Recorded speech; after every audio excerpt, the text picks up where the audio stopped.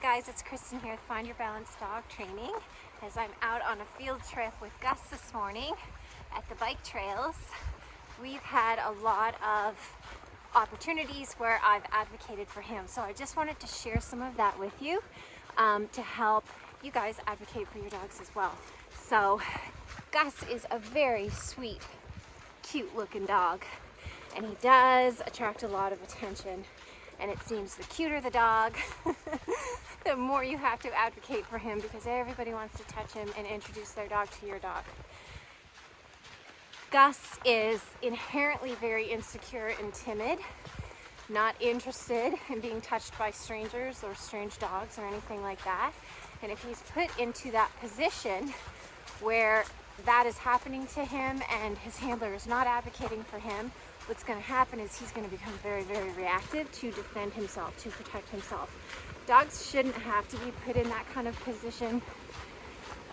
They should have handlers that advocate for them and say no to that kind of thing, because all it does is create lots and lots of issues. So how do we advocate? Speak up. That's the first thing. So if I see somebody making a beeline for my dog, I look them right in the eye and I say, please don't touch my dog, we're in training. Or I say, please don't touch my dog, he's not friendly. Whatever you want to say, whatever you're comfortable with, but it's non-negotiable. We're not going to compromise what's best for our dogs because we're worried about hurting a stranger's feelings. So do what you gotta do, say what you gotta do, or say what you gotta say to advocate for your dog assertively. I always like to do it very kindly, and I always put it back on me. I'm like, oh, I'm sorry, we're training, or my dog's not friendly. Just because I don't like creating conflict. I don't think most people do. And when you put it in those terms, people understand, especially other dog people. Most people have been there where they're training a dog, and they know how challenging it is when, their efforts to training are not being respected. So I never have an issue at all, and I don't think you guys will either. Another thing that we always want to do is set our dogs up ahead of time by making sure we're extinguishing mental arousal.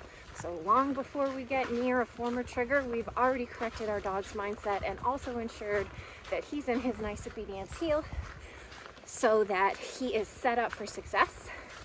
If we do not do this, we allow the opportunity for the dog to load the entire approach to the trigger and then explode at the last minute, which is the reactivity.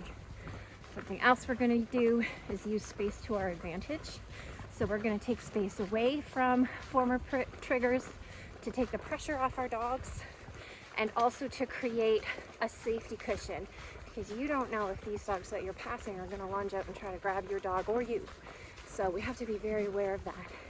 Now, we don't want to avoid the situation. We're not hiding behind cars or turning and going the other way. We're just making an appropriate amount of safety space so that our dog can do his best work and practice all the great stuff while also not feeling unfairly pressured or in a danger zone of any kind. So we actually have a dog up here that I'm about to pass. I don't know if you saw, but I automatically moved to the other side of the trail. This is so that I put Gus on my outside, and as we're passing, we're doing it people to people. So I'm literally protecting Gus with my own body should anything happen. Hi there.